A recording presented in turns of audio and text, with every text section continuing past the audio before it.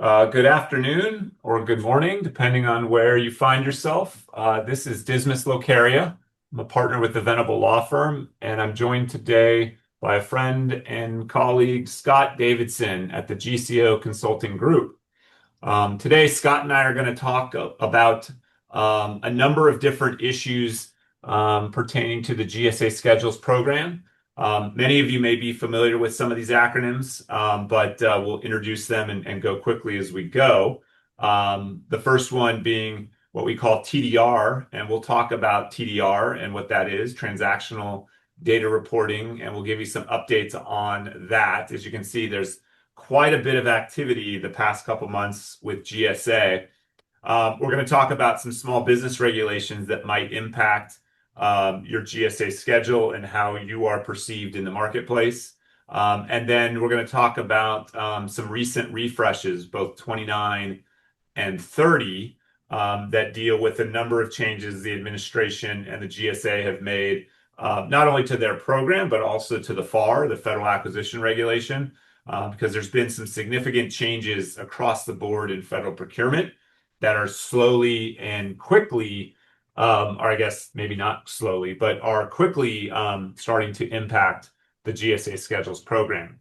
So with that, I'm going to turn it over to Scott to jump off into our first topic, but I'll be jumping in from time to time, and we've got a lot to cover in about an hour to do so. So thanks again for joining us, and Scott, let me turn it over to you.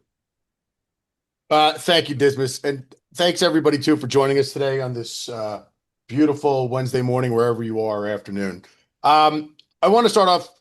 Everybody who's on this call has been dealing with the incredible and dynamic changes that have been taking place since probably around February of 2025, and we see GSA's plan and the current administration's plan and how they're focused on really becoming GSA centric as the acquisition um, agency of choice for the federal government, at least for the next several years. And we're going to go into those things today. But a part of what is happening now is exactly what GSA is intended to do, which is basically try to attempt to streamline and fix what we would say is years of, I would say, conflicting information and record keeping internally to eMod, eOffer, and other systems, OCMS of course, on GSA side. And it's really, as and I'm sure most people who manage GSA schedules or deal with them on a daily basis that's on this call knows exactly what those challenges have been, especially with baseline record keeping. With that in mind, this is where we're going to go over today. What has changed and what those impacts look like, especially from a compliance standpoint, and what we need to start just as vendors need to start focusing on in order to ensure that compliance is being obviously met, your internal controls are in the right place and in good shape, and also specifically just ensuring that you can understand the change in dynamic with the instructions that are being given to contracting officers and the Office of the Inspector General around GSA, and really what is the shifting dynamics on how they treat specific non-compliances nowadays, which are really being met with no room whatsoever to negotiate in some senses. With that all being said, we'll start. And as you saw, please, if anybody that if you have any questions, put them in the chat, and our moderator Molly will be looking at everything and ensuring that we have those answers. And if we can't get to them today, we will absolutely make sure that we answer them by email and send them out to the team. So FCP, to come off the top, what it means and how now GSA uses it. I'm sure everybody is well aware of what occurred with FCP and the change from what was the SIP program, where we used to, of course, upload, the SIP file. It would be published to GSA eLibrary and Advantage, and it was basically a sitting catalog that we created ourselves, in a PDF or Word document, and it would have your terms and conditions. Well, we also know that for a very significant period of time, those files, and we've seen it, do not reconcile or tick and tie properly with what was awarded, on the old PPT, which is now the Service Plus file. And there would be a lot of discrepancies. The other thing, as we know, sometimes is you would upload a SIP catalog and it would sit in the queue for 3 to 4 months. Nobody would accept it or award it, and you would have, an outdated catalog sitting on e-library, and it would cause tremendous confusion because a lot of the contracting officers that would purchase off of GSA, from different agencies, don't understand that that is simply a representation. It's not the authority or the document of record regarding your rates and what you have on schedule. That is always, as we know, is within what is the awarded proposal price list template, which is now the Service Plus file, and all the terms and conditions that are actually executed and live inside of e-offer and e-mod. That is where this is where the system actually works in a sense from an FCP standpoint. So what happens here, and again, I'm going to just explain it, is that the FCP itself is actually a pretty dynamic and good tool once we get everything fixed. And what I mean by that is, as everybody also knows, there's been significant issues with the FCP system, the formulas inside of the Service Plus files, whether it's for product or service, where there's formula issues when they try to validate. There's been constant help desk issues. The system goes down multiple times a day, sometimes for hours, sometimes for a day. So there's been a lot of frustrating items on both sides. And then, of course, everybody at 10 a.m. gets their daily reminder of that you have to take some type of FCP action. And a lot of times we see that FCP action has been completed, but it's sitting in the contracting officer's inbox waiting for approval. But that's, again, this is a part of the entire consolidation of what we're doing right now with GSA, where there has been a significant backlog between the RIF and personnel, between, at GSA, the implementation of this, and then the rollout. And then, of course, the system issues has caused, obviously, a lot of backlog.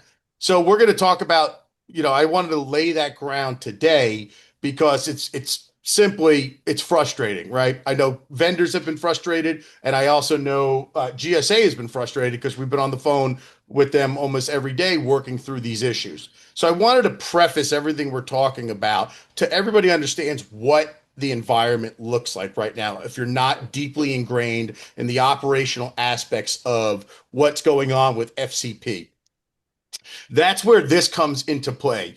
And why is it a good thing? So the first thing is that this will be the record. I want to explain specifically what that means. Now, in the old days, you would go to GSA e-library and you would simply see the terms and conditions. It used to be a little catalog icon, but now it says terms and conditions and it says priceless.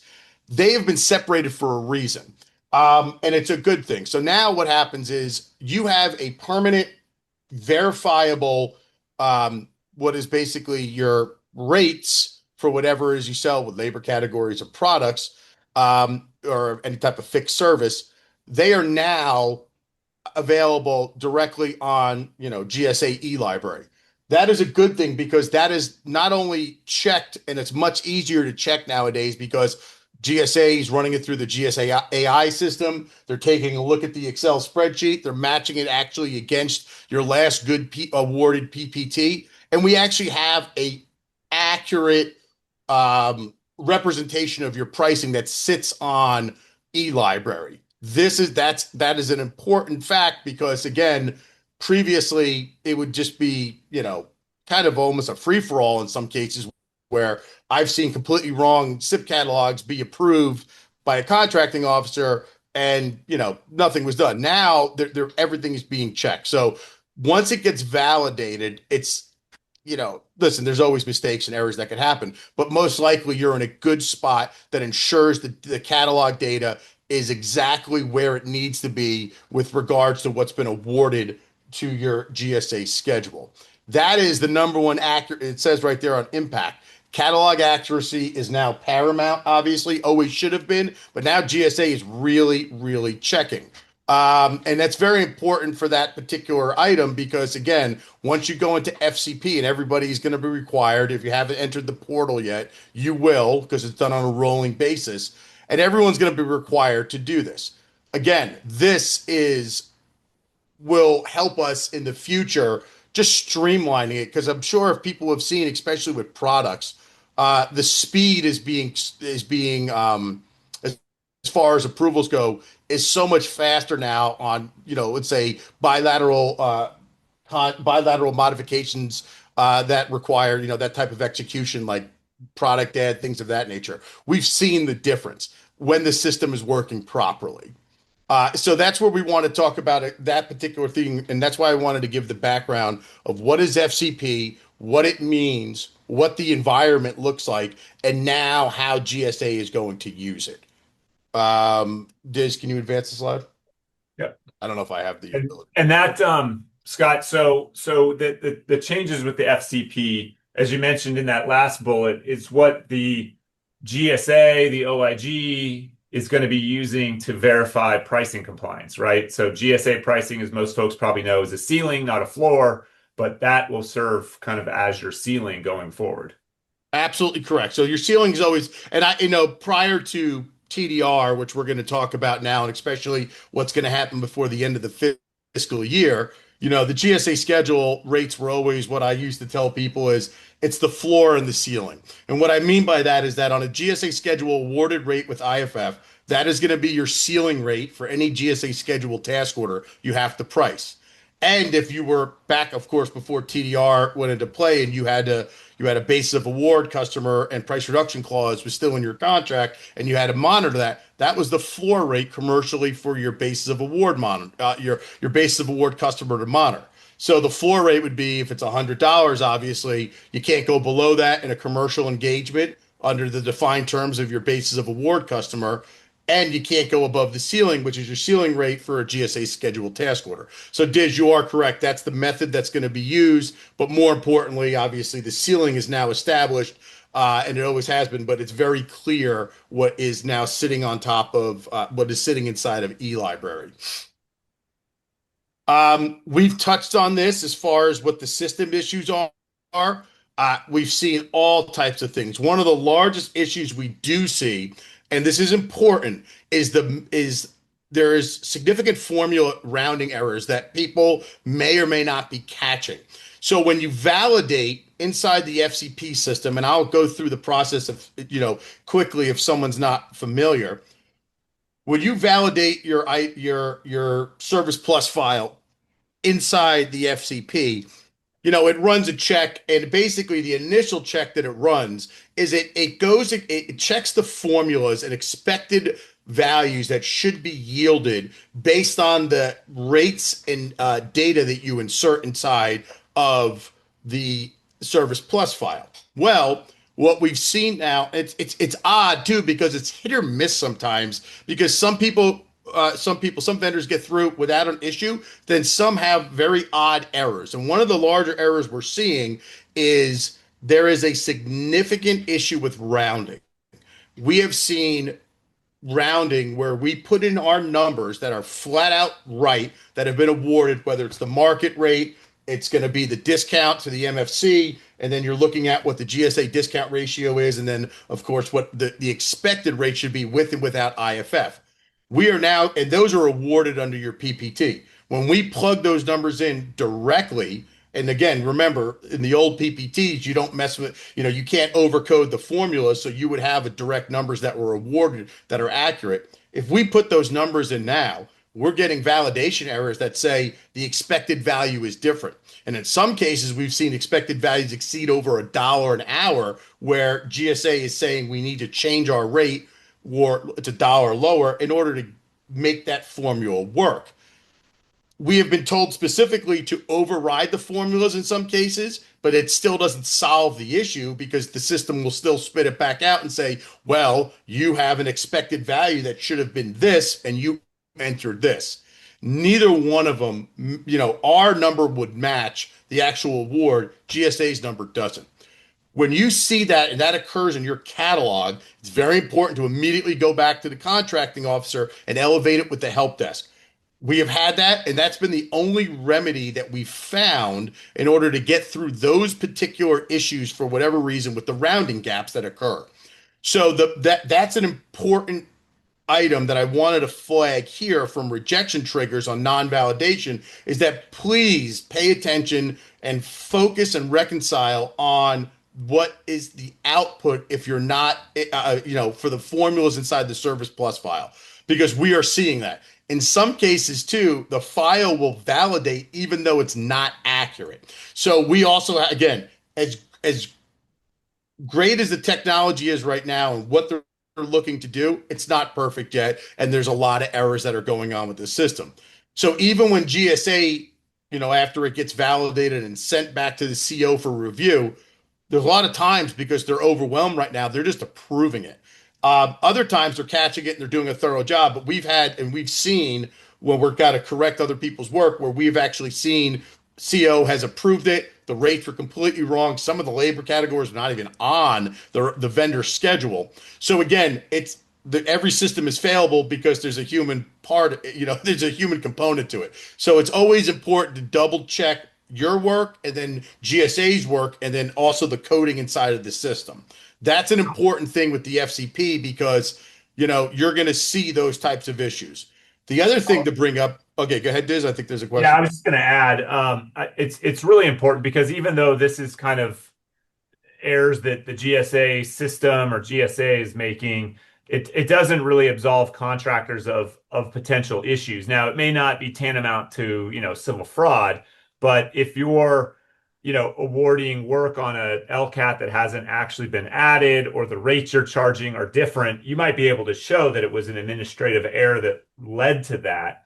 But that doesn't take away from the fact that you're going to have to deal with that in an audit. You might have amounts that have to be refunded because of it, because things weren't set up correctly. So even though they're quote unquote validating it, it never kind of is a substitute for, contractors to validate the information as well. So definitely encourage and recommend that occur every time you have a contract action with GSA. And Diz, and Diz, that's a good point. I want to kind of let everybody else know, and this, we both know this, unfortunately, from experience. The OIG doesn't care in most cases. They're going to always, and GSA will always point the finger back at you because it's always going to be in a sense that you're responsible for what's in there and you're responsible for your own rates. There could Exactly. be a defense, but Diz, I mean, if you want to expand on it, they really don't have much room for error with, pointing fingers at GSA as opposed to pointing it to the vendor.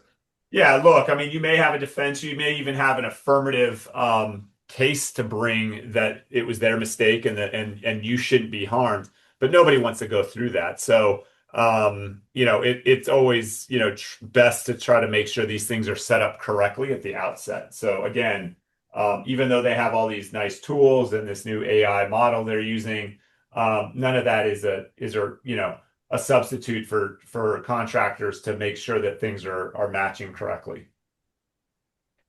Absolutely. The other thing, again, before we move on, I want to make sure that we're also aware of is specifically take a look at the processing times.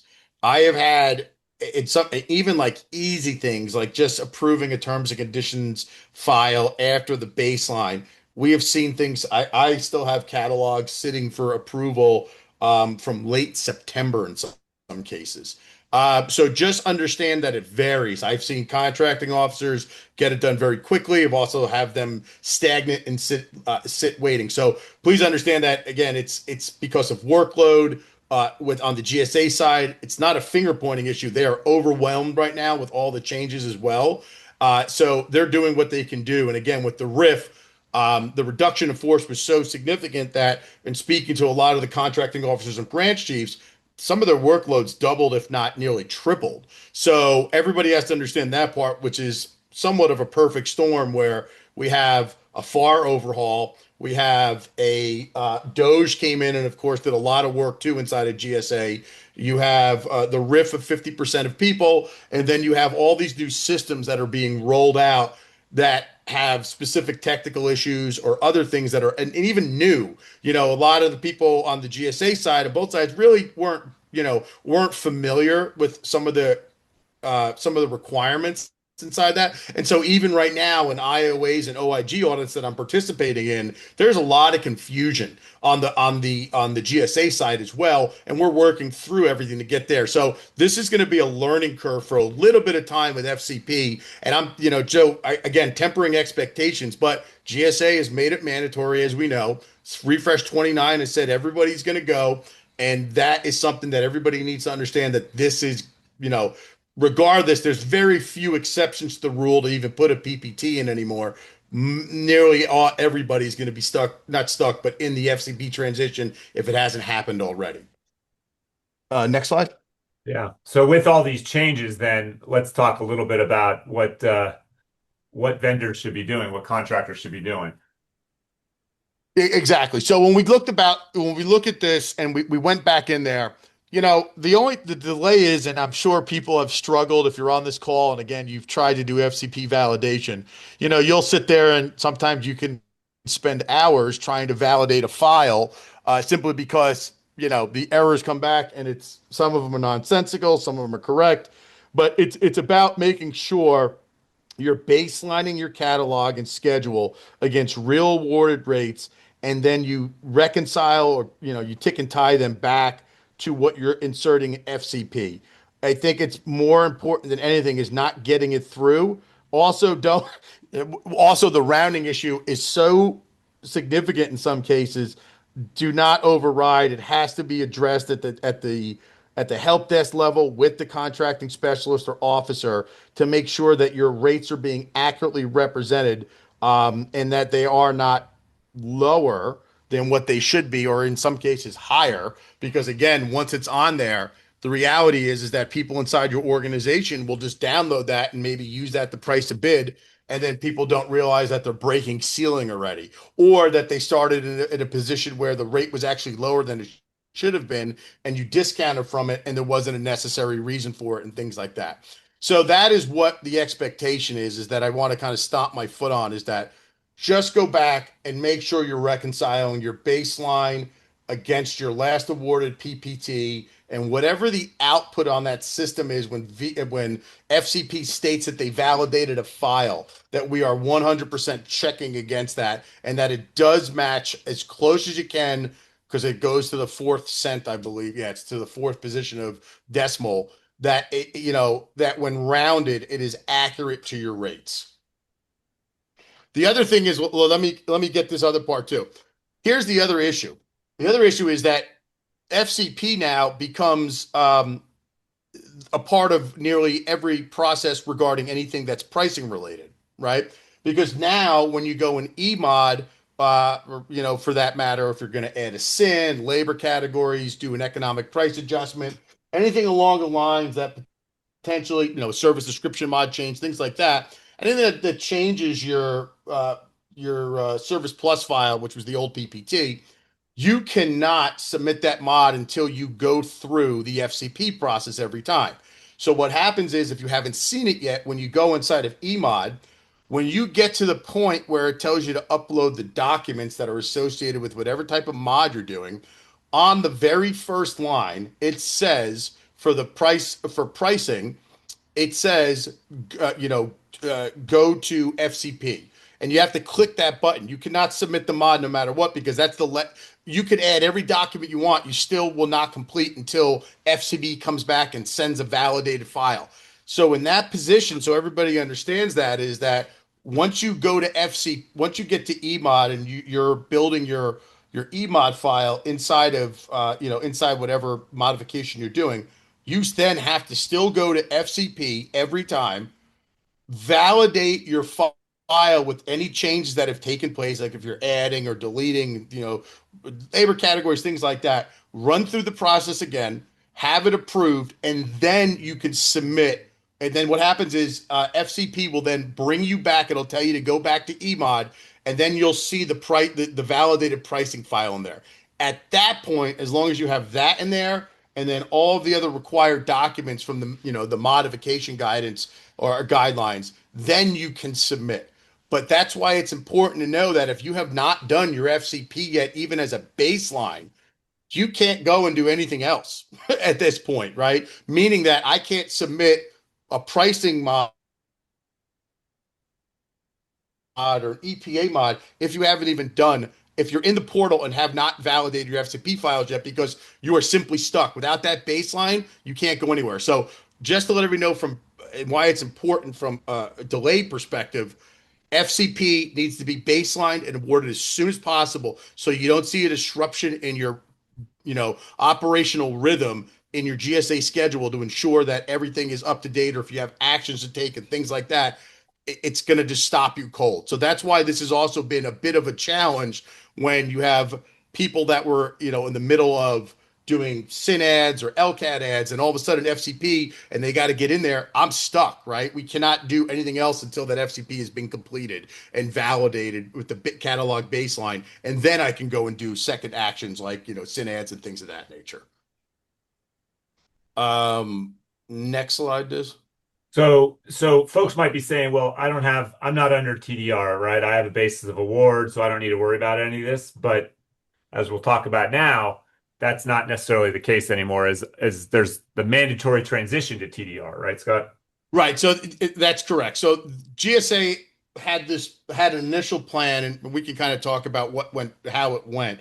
The initial plan was to push everybody into FCP, obviously, to kind of ensure that it's an easier process for people to maintain compliance with their rates on the catalog, and it's all universally the same for everybody, right? Because some people would have just different catalog formats, but it was all over the place, right? People would love to put artwork in there, things like, it wasn't necessary, right? Now that's gone, because now what happens is you just have a Service Plus file that you can download, which is all your rates, your EPA, everything's on there. Literally, it just looks like an expanded old PPT.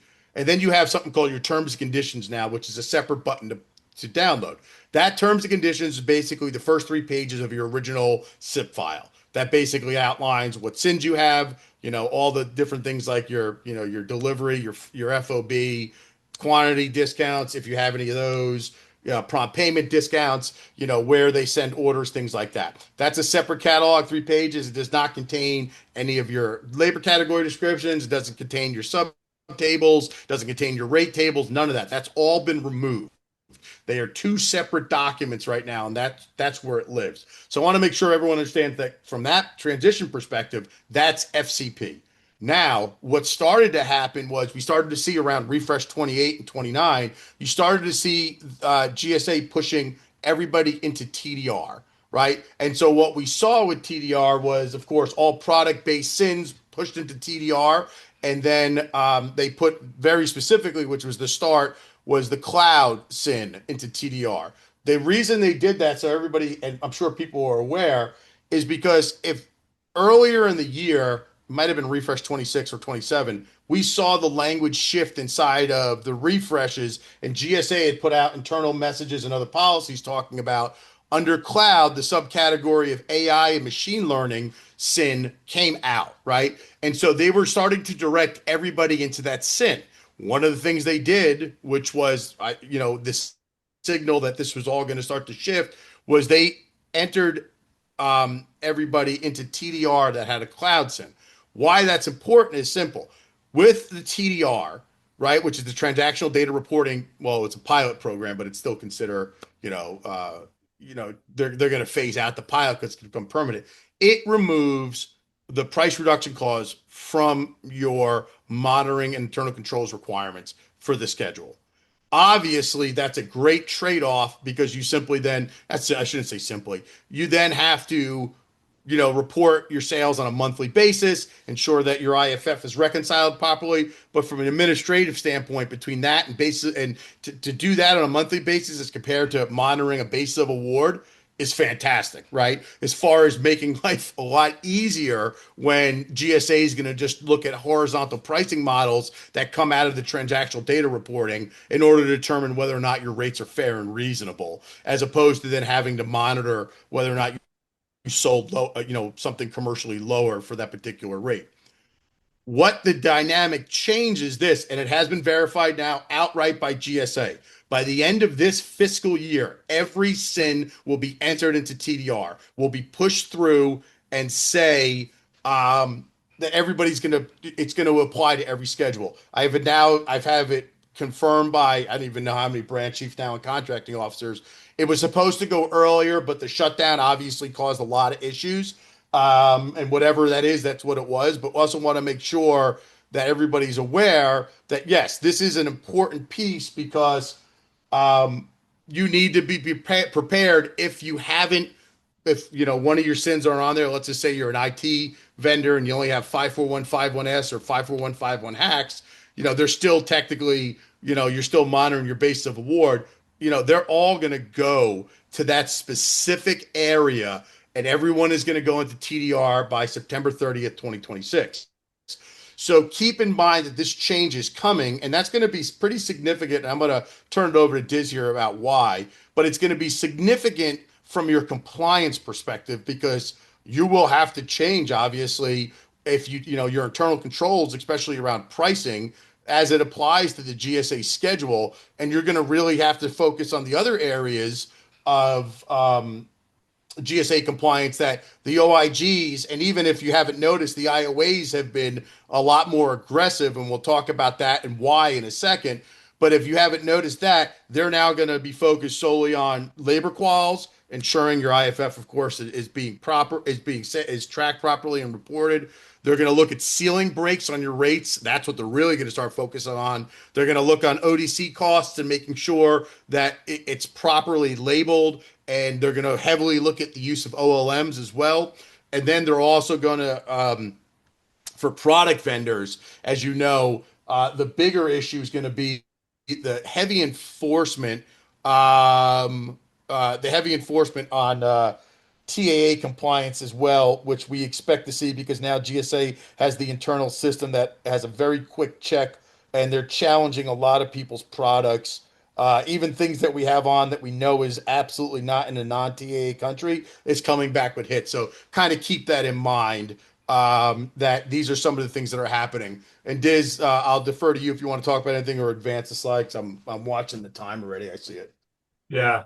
Yeah. So let me come back to the idea of the TDR. It's replacing the basis of award or BOA and price reduction clause PRC. So as you noted, Scott, I mean, there's definitely some growing pains here in getting this TDR program off the ground, getting this, all these different tools in place for GSA.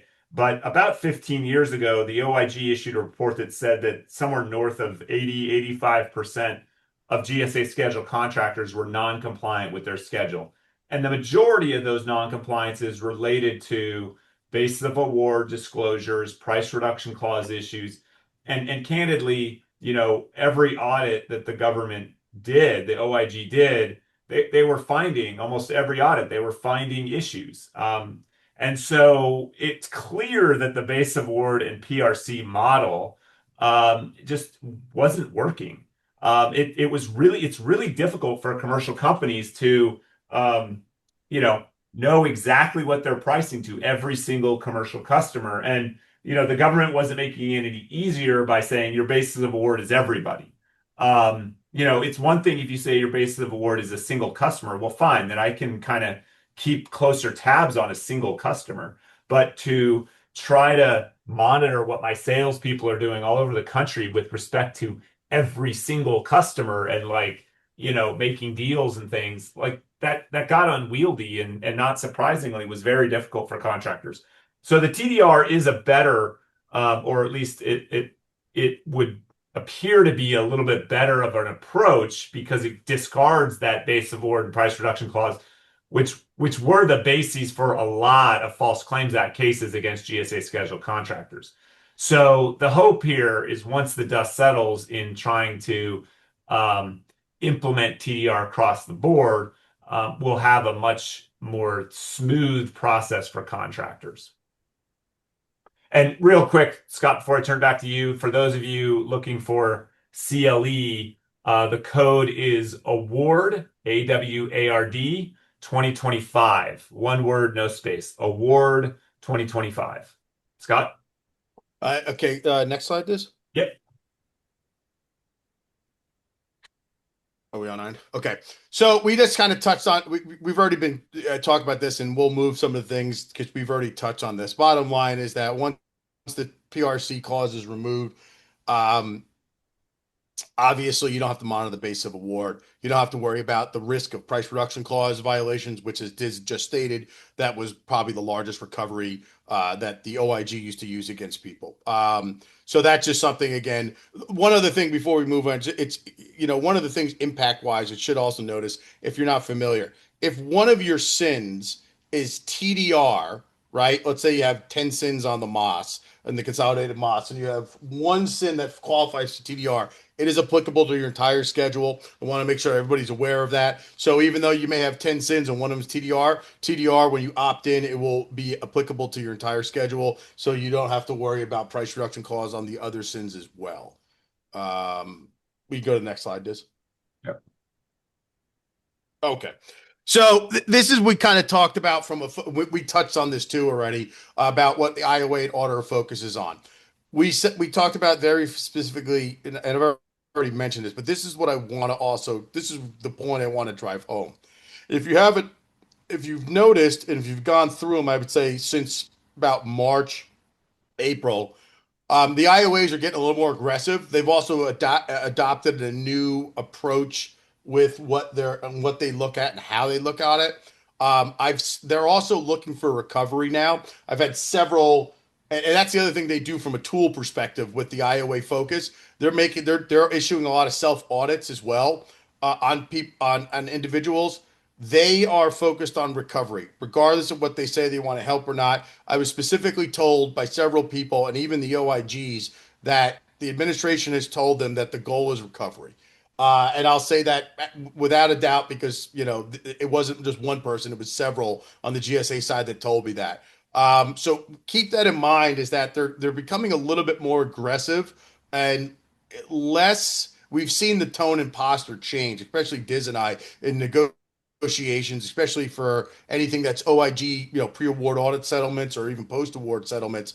And even with the Department of Justice and civil fraud, we have seen a shift in the posture. Whereas we used to be able to, you can work out things, and I'll give this right back to Diz, but we've seen a hard line being taken, and we've also seen like, hey, you know what, pay it, we don't care, right? Or they've expanded on findings, which we've also noticed, whereas things that they would let somewhat slide in years past, they no longer even consider that to be something. Even if they've accepted it prior, they kind of take it right out of the gate and say, nope, not anymore. So that's something to say, is I just want to make sure we've already gone over what's going on from the focus perspective, but I want people to understand that the posture is changing, and we expect it to also to remain the same or become a little bit more aggressive over the next 3 years. Diz, I don't know if you want to add anything to that. Yeah, I'll just add, I mean, that's exactly right. I mean, the government personnel are kind of under directives um, to increase their clawbacks to the greatest extent possible. And so, I look back, 15, 20 years ago, and contracting officers often took OIG reports kind of for what they were, which were recommendations for the contracting officer to consider. But oftentimes you had a fairly good opportunity to talk to the contracting officer and say, look, the OIG didn't understand this, they got this wrong, they got that wrong. And the contracting officer would work with you to come to a resolution that was far more reasonable. Over the past 15 years or so, that shift where COs became much less independent from their OIGs, was real. And then even over the last 9 months or so, 10 months, we've seen contracting officers make a decision and then come back almost as though they were told to come back to us by, potentially more senior people or potentially people from Doge, to change their position and increase their position. And so that's really disconcerting because, at the end of the day, this is supposed to be a partnership between contractors and the government. To set up this schedules program where the government can then take part in buying commercial products and services through the commercial marketplace. But more and more, it's, the government kind of making unreasonable demands on contractors. And, at some point, I mean, I've seen over the years that contractors just decide isn't worth it anymore. The GSA schedule terms and these conditions, they're just not worth it anymore. And people exiting the market. And I'm not trying to drive my own work out of business here, but it's a real thing that companies are starting to say, is the juice worth the squeeze with the government? And I think, for the next few years, we're probably going to be in that situation where we really, clients are really struggling to make things work with the government because the demands can be so great. I, yeah, and Diz, we see a question, but I don't know if you want to answer that, but I can answer that specifically. Yeah, so Uh, the question, are you seeing the focus on recovery specific to IG audits, or does this extend to IOAs as well? I've seen it at IOAs. IOAs again, friendly.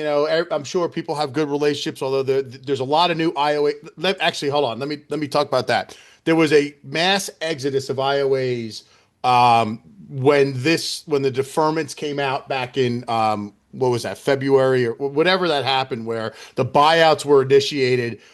There was a significant amount of people that took the buyouts that were IOAs. The other ones, actually, a lot of them retired, like Jimmy Garcia, things like that. People have been around for 20 plus years. They're gone. All that institutional knowledge is gone too. And you'll see a lot of new IOAs that come in, and they have been. There's a lot of new names that come up, and there's still good ones that's still around, but other ones that are new. And they are absolutely, again, they're enforcing a new standard.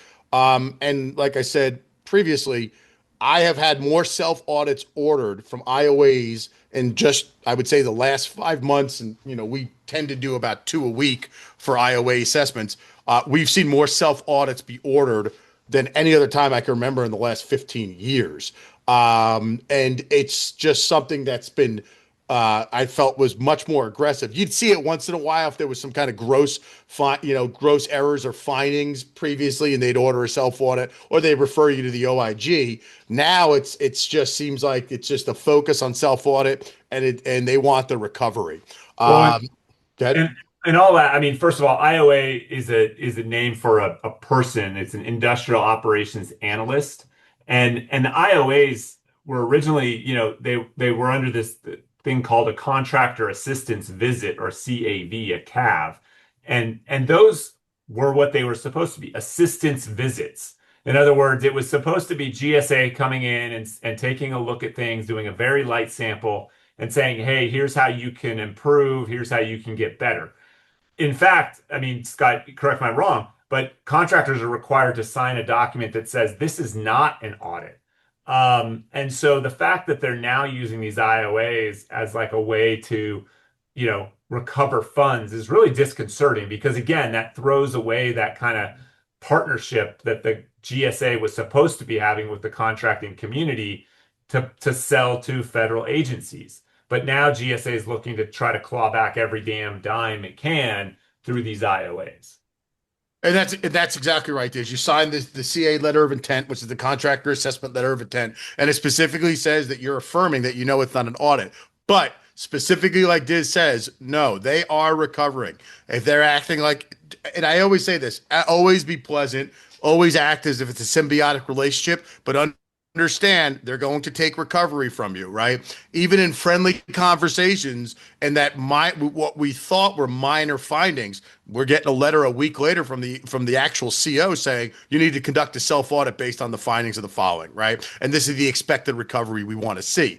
So again, understand that, always be friendly, but be prepared. Don't think that the IOAs are what they were of the past, as far as when they say site assessments, that they are now focused on and they are recovering and they're ordering self audits at a much more rapid and voluminous pace than we've ever seen prior. Next page is watching the Yeah, we're clock. gonna We could skip through. We've already talked about a lot of these stuff. So if you want yeah, to jump so forward. so anything else on IOAs before we move to the small business reg update? No, just be very specific. Like I said, and that's the other thing, real quick. And I saw a question come in, and we'll answer this a little bit more detailed. But IOAs will focus on. It's a light. What I like to say, it's a mini light touch of what the OIG would look at nowadays. It used to be a little bit different. The IOA will look at your sales tracking. They'll take a sample of course, your commercial sales, and it may change or not if you're in TDR. They'll look at, of course, whether or not you broke ceilings. They'll examine all your GSA schedule task orders to make sure they're accurate, and they will pull your resumes in a sample to look at qualified or unqualified labor. They'll also look at your TAA posture and then also take a look at what you're selling. So it's not a fully extensive layout like you see, because OIG audits, if they're regular, take between 6-7 months. If they're extended, it could take, we've had some that go 4 or 5 years in post-award audits. But yeah, no, it's becoming a little bit more of a focused touch, and we can give you, we'll send out what is a new deeper dive and what the expectations are coming out from IOAs, because I saw that question. A couple other questions. One of them, do we think IGs are pretending to be IOAs? I don't think that's really the case. I just think that IOAs are being pressed to, if they see something that's non-compliant, rather than helping you get compliant, they're saying, oh, we're going to claw back funds. So I don't think they are, IGs masquerading as IOAs. Those are two distinctly different offices and technically different entities. So I'm not really thinking that's the case. And then Scott, there's a question about what does the self-audit consist of? So what they'll do, real quick, though, I will say this: some OIGs have because there's been a lot with the RIF. I want to make sure this is clear before we go into the one thing about what that last question was. When they riffed 50% of the personnel, some of the OIGs were not who independent body of GSA itself. Actually, people started to move around in different positions. We actually know that there are some OIG auditors that are now IOAs. Jessica Vignola is one who I know, we've worked with for years. She left the OIG. Now she becomes an IOA. So you could see when you have an auditor, and she's a certified fraud examiner too, they're now sitting in an IOA role. They know exactly what they're looking for. So you need to kind of keep that in mind as well, that yes, they may be IOAs, and that also could be some of the the aggressive things that we're seeing, but they're being trained in a different manner, and there's a lot of institutional knowledge coming over from different areas of GSA and other offices, and they're being put in IOA positions. What was the other question, Diz? I apologize. What does a self-audit consist of? Okay. So they're going to be specific, but I'll give you an example. I actually had one come in this morning. A self audit would be, they'll say the IOA or you would have identified an issue during the actual site assessment, and we'll use the example of IFF sales being misreported, meaning that, and I'll give you the example because I'm not going to give the client name, but we had a vendor who, for whatever reason, was reporting. Was not reporting on a GSA schedule task order, and it was very clearly a GSA schedule task order, but it went on for a period of time, and it was a significant amount of money. What had come back was they said, I want you to do a self audit from this period to this period on all the contracts that fall into this period of time, and I need you to let us know from an IFF sales perspective what the variances are and what you believe you owe us. And they give you, in this case, they gave us 30 days to respond with the full audit, and they want to see the data of the reconciliation of the audit. So what they're doing is, because they lost so many, their ability to kind of have those types of resources, they're putting the onus back on the vendor, but they want to see your work product to say, this is how I got there. So basically, they're just assigning the functions they used to do to you as a vendor, and they're saying, you're going to affirm that this is accurate and true, and that whatever you're providing me, because we have an indication that there's something potentially wrong, you need to prove out what it is. And that is what a self audit would consist of. It'll be focused. It won't be a shotgun blast, but the self audits usually will come out of whatever the findings were on the actual visit itself. Next slide. Thank you, Scott. So this is you, Diz. We're gonna pivot a little bit. So that was a lot of information we know on TDR and the changes at GSA. Want to just touch base on some.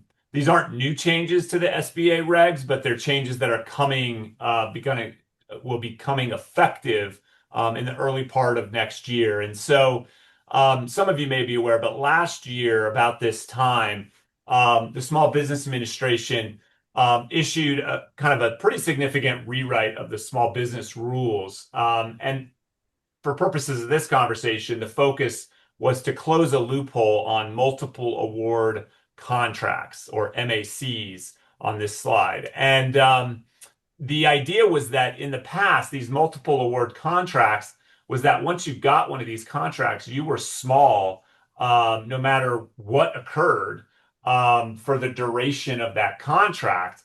And, what happened was a lot of, small businesses would win a MAC, and then a large business would buy that small business so they could get access to that MAC. And, they would win small business awards. And so the idea was to try to close that loophole with these changes. So effective on July 17 of next year, SBA is going to be closing that loophole. And so as it relates to GSA schedules, they are max, they are multiple award contracts. And so, following kind of this through, will you, if you're a small business and you go through a transaction where you might be acquired, will you still be considered small? And if that happens before the 17th of January next year, then yes, the answer is yes. But after that, the answer is likely to be no, because following that transaction, you will have what's called a disqualifying certification requirement. And unless you are being acquired by another small business where collectively, in the aggregate, the two businesses are in fact small still, which that's a little bit of a unicorn, not impossible, but it's a little bit unlikely, or less likely, I'll say. Then you'll have to recertify that you are no longer small. And so that will not make you eligible for set aside orders. As many of you may know, several years ago, GSA, for years and years, GSA did not allow for set aside orders against the scheduled contracts. But a few years ago, that changed, where set aside orders could be issued against the schedule.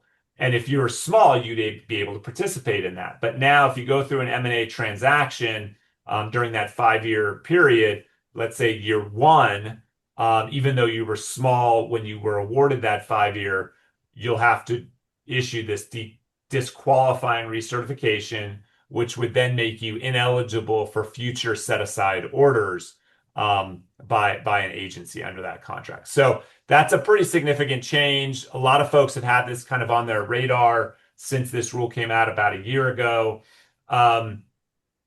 In fact, I've got a couple deals I know of now that we're working to get those done prior to that deadline, so they don't fall under this rule. But it definitely will have an impact on how small businesses might be valued. If you are a small business, the age-old adage of trying to move your work to full and open, it will apply more than ever following January 17 and the implementation of this. The chart we provide here also talks about pending awards. This rule is a little bit older, and so it's been in place for a little while, where people used to try to game the system. When you submitted an award, that's what the size of the date you submitted your price proposal. SBA was seeing that a lot of transactions would occur the day after price proposals were submitted. Now there's this 180-day rule that if a transaction occurs within half a year, 180 days of your proposal, then you need to notify and you will be deemed ineligible for that award.